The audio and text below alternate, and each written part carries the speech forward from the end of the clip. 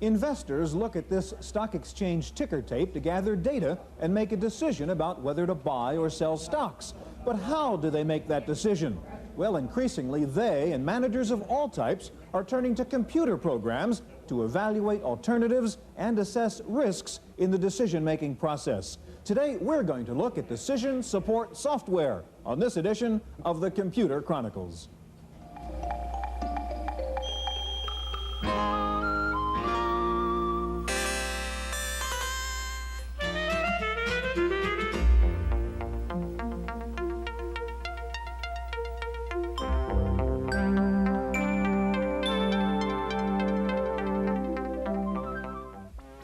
The Computer Chronicles is made possible in part by CompuServe, featuring an online reference library, Wall Street reports, at-home shopping, airline reservations, games, and hundreds of other services.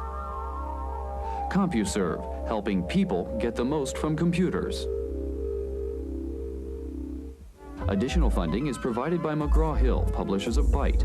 Byte's detailed technical articles on new hardware, software, and languages cover developments in computer technology worldwide.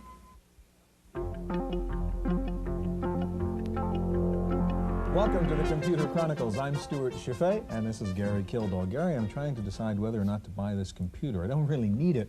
On the other hand, I kind of want it.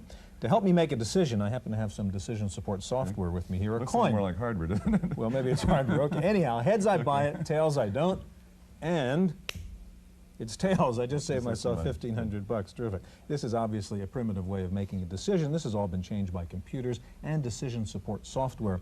The first question I'd like to ask you is, what is the difference between decision support software and what we call an expert system? Well, Stuart, decision support software really has been around for quite a while. There are early techniques called linear programming, for example, used in the transportation problem, moving trucks around, cargoes. What you do is you give it minimum, maximum values, and then the analysis goes through and gives you an optimal solution. You have to provide all the numbers, of course. Now, expert systems are based on rules, for example, where you get a collection of rules, doctors that can do a diagnosis of a certain area, for example, and they'll create a mathematical model, possibly, and use some of the same decision support tools underlying it, like linear programming, for example. Now, the difference is, of course, is the expert systems are very, very tailored to specific areas, such as medical diagnosis. And so it takes a lot of effort to put those systems together and a lot of work to get them to work right. So we don't see as many of those. Decision support software, that's sort of a fundamental tool that everybody can use. Well, our focus today is on decision support software, and we'll take a look at several different software strategies, including a decision matrix, a decision tree, and Monte Carlo simulations. Now, to try to better understand that difference between an expert system and decision support software, we're going to start out by taking a look at an expert system developed by some students at Stanford University. In just the last few years, expert systems have evolved considerably, from experiments in artificial intelligence to practical PC-based tools. At Stanford University, Professor Ray Levitt is teaching students to develop new applications using expert system shells. We see artificial intelligence programming languages that were developed for the mainframe and required the usual computer science intermediary in a white coat to operate, being able to be used by engineers with only very modest computer background. So we could get rid of one of the links in the chain of developing an application. With a shell called Insight, Professor Levitt's students have created expert systems like this Seismic Advisor that provides solutions based on a limited number of selections. The user answers questions about the physical attributes of the building based on a scale of probability. In response, the program will determine the feasibility and probable cost of making the structure safe. If the user needs more information or does not understand a query, he can call up an explanation screen. The user is interacting with a knowledge-based system, which based on the user's responses will call other programs, either database searches or some computational programs, possibly some graphics, and then return the control back to the expert system. So we're finding that the expert system programming shells, such as the ones I showed you earlier, are very useful tools. They're sort of fourth generation languages, if you will.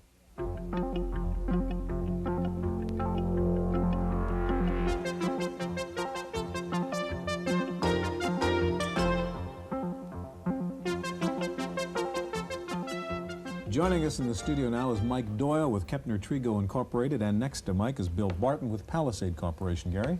Mike, you have a product called Decision Aid 2, which is a decision support software package. What's a typical customer for that package? Typical customers would be middle managers in R&D and manufacturing. And it's to help them make their decisions about how they allocate resources and things of that sort? Right. Okay. Right. Can you show us what it's about? Surely. What I've done is brought up the screen, and what it does is go through a series of steps here that would result in coming up with the best balanced choice here at the bottom. What we would do in moving through to this particular point would be to list our objectives and break them into musts and wants.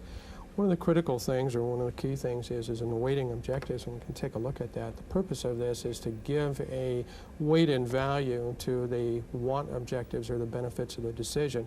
We use a 10-point scale here, and in going through, we would determine the most important want, and then go through and compare the others to it. It goes down what this does is Just to set up the example real quickly, what are we trying to answer here? What question? In this particular decision here, it is to select a method to increase market share. For a photochemical company. Okay. Okay. And what this does is to give that relative separation there, so that we're not giving an abnormal weight to a lesser, an objective of lesser importance. So, Mike, are these objectives already built into the program, or do you enter them like you would? No, you would enter the objectives, what the outcomes of the particular decision that you're trying to make. Okay. Once we've done that, we would move through listing our alternatives. And then the next thing that we would do would be to get down over here to taking a look at screening the musts. The purpose in screening the musts is to basically make a separation between those that must be included in whatever alternative you finally select, and others which you're looking for to get particular degrees. So a lot of times government regulations and things like that, if for example it didn't measure up to that 2.0 there as far as the market share, then that would be eliminated as an alternative. So you've established some rules, say that the market share must increase by at least a factor of 2. Right, Okay. right, okay. Then what we would do is, after we've completed that, we would go back, and the next step would be to move over here to compare the wants. And what we do in comparing the wants is to establish a numeric value to what we've already established a relative value. Now what we're going to do is to take each of the alternatives and screen it against these want objectives to find out just how well it meets that. Okay, we've completed that. We would go back, and any decision is jeopardized severely if we do not determine what the risks would be involved in. So this process goes through assessing what the risks are and determining what actions can be taken. And then the final thing here would be to make your final choice, which would bring up on the screen all of the alternatives that you have selected here, showing the one which gives you your highest weighted score with the worst risk that was involved in each one of those, and assesses the probability. So lower price per unit was the optimum choice here, a little bit ahead of advertising with the risks identified with it. And certainly in a range of recommendations, we may be looking at Mike, can I ask you to pass the keyboard over to Bill a second? And Bill, if you can bring up at risk. How long normally would it take somebody to run through that process? We whisk through just a real quick little summary of that. My experience in working with clients is that depending upon the nature of the decision, could be anywhere from maybe a couple of hours to a couple of days, depending upon the data that had to be gathered. And how sophisticated does the user have to be to work with this and establishing all those criteria? Well, one of the real beauties about this is that you don't have to be very sophisticated. The program is very straightforward and allows people to mostly concentrate on data and not have to worry about the complication of running the program. And what's a piece of software like that cost? This is $250. How you doing, Bill? You almost up here with at risk? Yes. Speed typing there? Can you talk and type? Yeah, sure. Tell us a little bit about at risk. At risk is a Monte Carlo simulation package that's basically intending to do a large number of what-if scenarios, thousands even, and then summarizing those results meaningfully. What you can see here on the screen is a very simple finance model that... It is a 1, 2, 3 spreadsheet we're looking at. Absolutely, and that's a very good point to make, because this is a true Lotus add-in, meaning that you are generally working in 1, 2, 3 as normal. The capabilities of the add-in are there when you need them. Otherwise, it's 1, 2, 3 as needed. What you can see where the cursor is located is a design cost entry, and you'll notice up above that it's been entered as at uniform. This is one of a set of special at functions added by at risk to 1, 2, 3 to allow you to do something very special, and that is to add or enter a range of possible values to a single cell. Mm-hmm. And what that essentially is saying is that the value in that cell could range with equal probability between 30,000 and 70,000. At-risk gives you a whole range of different distribution types, and you can add as many as you want to a given spreadsheet. Okay, so how do you get into at-risk then? Well, here it is right here. Okay. A special menu comes up with a hotkey. This lets you do all of the settings that you need to start off a simulation. What I've done is set the parameters here ahead of time, the sampling type, number of iterations, so on and so forth. And let's watch what happens. Values are being sampled randomly for each cell that contains one of these distribution at functions. And then the sheet is being recalculated. What happens then is that the at-risk add-in collects all the values for cells you've chosen for output, stores them on disk, and then passes them after 123 is temporarily shut down to this companion routine, which is essentially our output routine And what called does this tell risk us? graph. Well, what this is doing is summarizing all of those thousands of what-if scenarios that were run by the computer, and it's presenting them graphically as a probability distribution. And it So claims on it the- ran 2,000 trials? Is that what Not just while we were running. These were previous results. Okay. We just ran a small sample Okay. earlier. This is a result from earlier on. And the basic way that the decision maker would interpret this result is to recognize that on the x-axis, this bottom axis here, are all the possible outcomes. And the heights of the bars give you some indication of the relative probability of them occurring. Now, at-risk does more than just give you nice graphics for a distribution. It also gives you a lot of supporting statistics, such as minimum, maximum, mean, and the higher moments, and plenty more. In addition, you can also go in and change the appearance of your spreadsheet. What I'm going to do here is increase the number of bars. This is actually letting you go in and control the level of detail that you're going to view. Another very important feature that at-risk has is that it lets you select for output a range of cells. If you do select a range of cells like I did here, it goes in and calculates a distribution for each cell and then displays them graphically and actually summarizes them, showing you just the trend of the mean, one standard deviation either side, and then the 5th and 95th percentiles. Bill, just about 15 seconds left. How would a typical user use something like at-risk? There's a whole range of problems that would be applicable to it. Anything that you basically are doing in Lotus would be fair game. Investment analysis, insurance loss projections, so on and so And what forth. you want to do with a range of values rather than a specific Absolutely. value in a projection. One final comment, once you're Real done, quick. you automatically are back to Yeah. 1, 2, 3 where you left off. Gentlemen, thank you very much. In addition to decision support systems and expert systems, we sometimes hear the phrase knowledge engineering. Well, Wendy Woods has a report on a product of knowledge engineering from a company called Technology. Technology makes what's considered to be the Rolls-Royce of decision support software, the Expert System. Its Expert System shell can be made into a computerized expert on virtually any subject, like this one, Nervous Shock Advisor. Created by the University of British Columbia as a teaching tool, this program asks questions, analyzes the answers, and decides whether a client has grounds to sue for nervous shock. Technology's expert systems have also been used for such diverse applications as analyzing brain waves in employee drug testing, and by Federal Express to keep track of the spare parts needed to keep its fleet in the air. The benefits from an expert system range from what we call human quality improvements. People are trained easier, that makes their job easier, to real bottom line savings. For example, on a shop floor, if you can diagnose a machine problem in 5 minutes versus 5 hours, you've saved an incredible amount of downtime, as well as probably parts. You replace the correct parts instead of randomly checking out different parts and then finding the right one eventually. Technology has grown from a startup to a firm making more than $20 million a year in just 6 years, which tells you something about the importance of their software tools. As one officer here put it, we finally moved from the Buck Rogers stage into practical application. In Palo Alto for the Computer Chronicles, I'm Wendy Woods.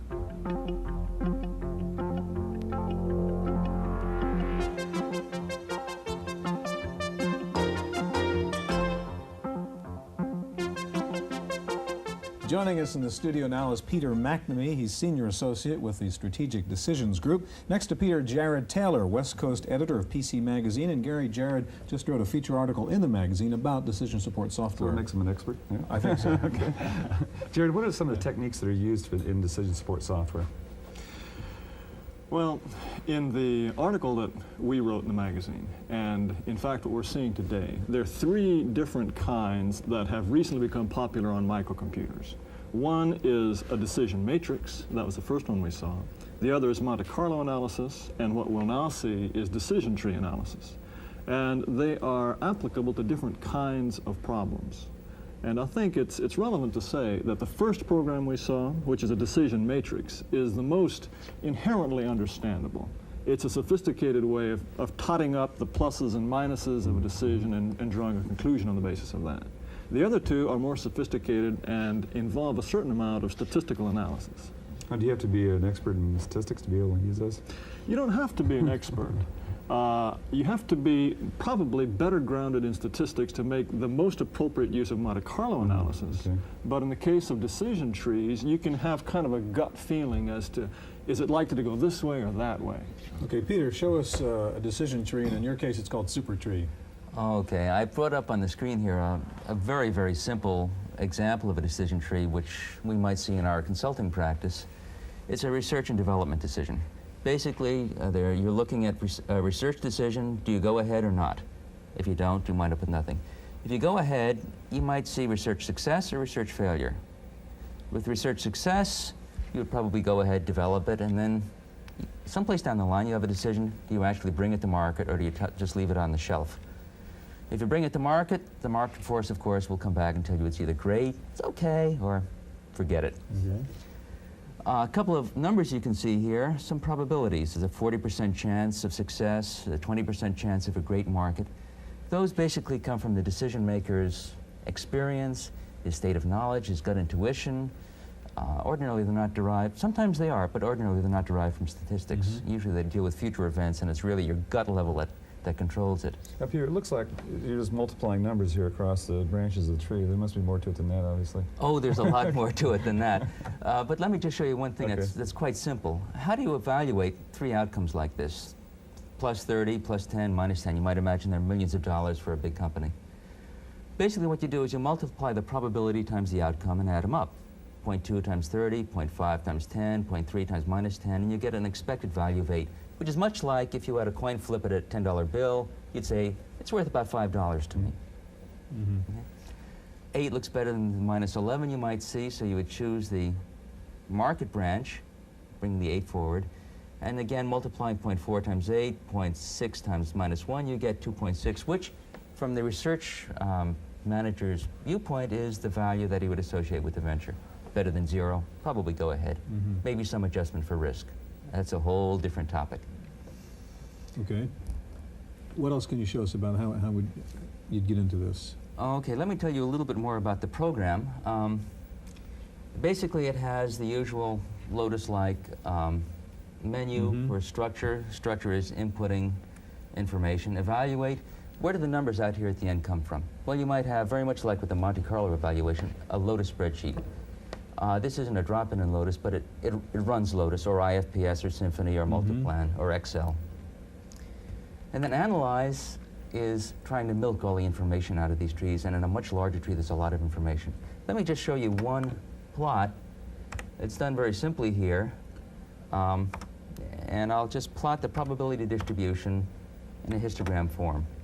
Oh, tell it to go ahead.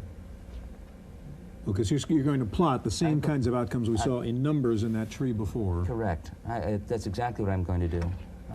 There's a lot of tailoring you can do to the output here. But there's that same tree we saw before.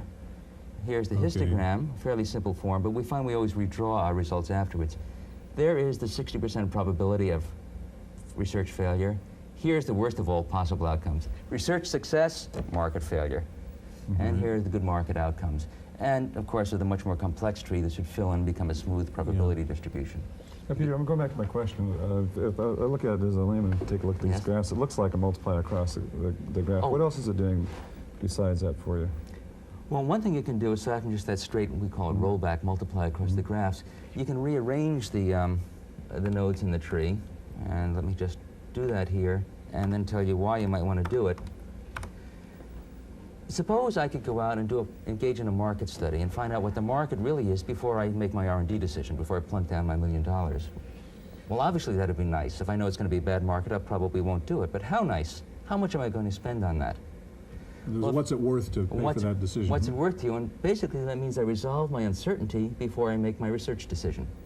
And you can notice down here the expected value of this tree, that average number, is $4 million instead of 2.6. So at the most for a market research you'd spend $1.6 million, $1.4 million. So you sort of just turn the graph around over the tree. Correct, and that's the real power of a decision tree. You can begin to ask questions like that, and we find that companies are almost universally putting the money in the wrong bin.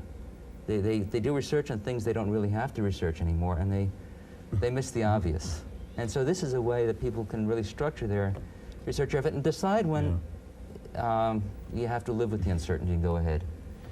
Jared, what are the kind of customer caveats here in using decision support software? I mean, I assume there are some. I'd say the standard caveat is the standard caveat with any computer program, and that's garbage in, garbage out. If you don't think carefully about the information you're putting into the program, you'll get garbage as a result.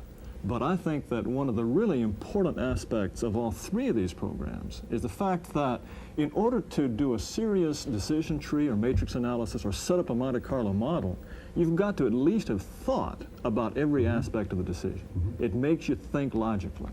So it doesn't get you out of that decision process. You've still got to evaluate those criteria in a sense. That's why it's called decision support. You know, it's not decision make software. Right. Okay, thank you very much, Peter and Jared. We're out of time. That's our program on decision support software. Thanks for being with us. Hope we'll see you again next week on the Computer Chronicles.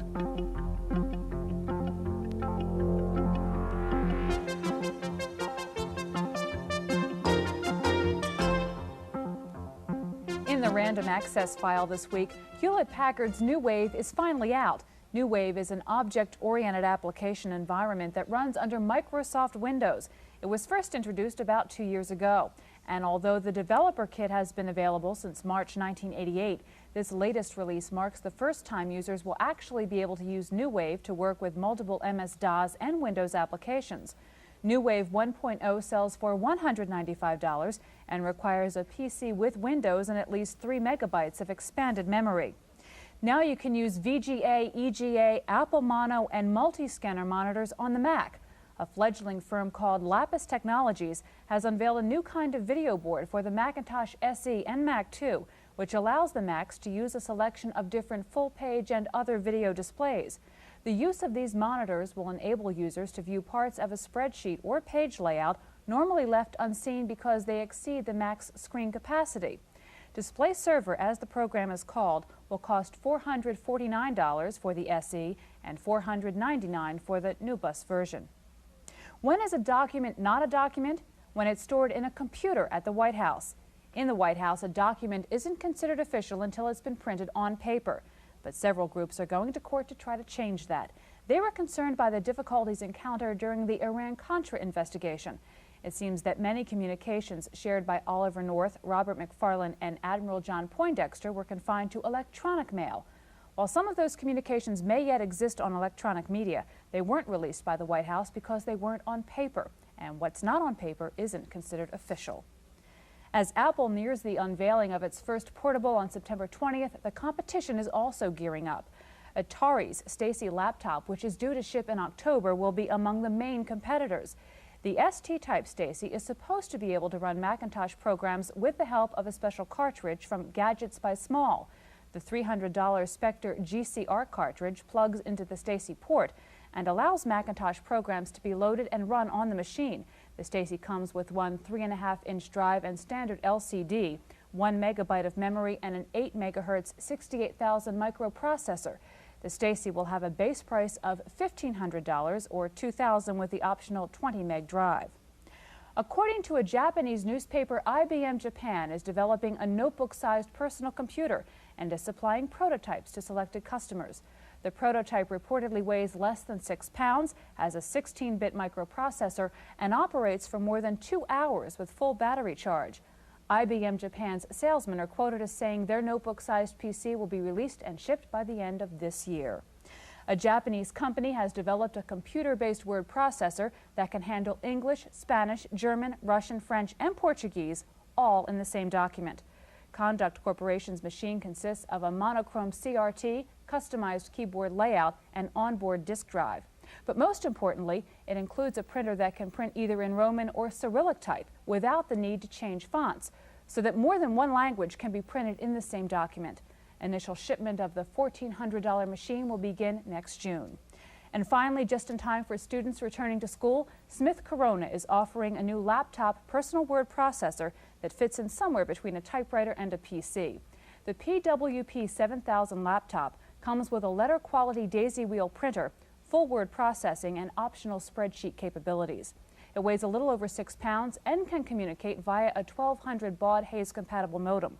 The $900 unit is available immediately. And that's it for this week's Computer Chronicles. I'm Kate McGargy. See you next week. The Computer Chronicles is made possible in part by McGraw-Hill, publishers of Byte Magazine, and BIX, the Byte Information Exchange. In print and online, Byte and BIX serve computer professionals worldwide with detailed information on new hardware, software, and technologies. For a transcript of this week's Computer Chronicles, send $4 to PTV Publications, Post Office Box 701, Kent, Ohio 44240. Please indicate program date.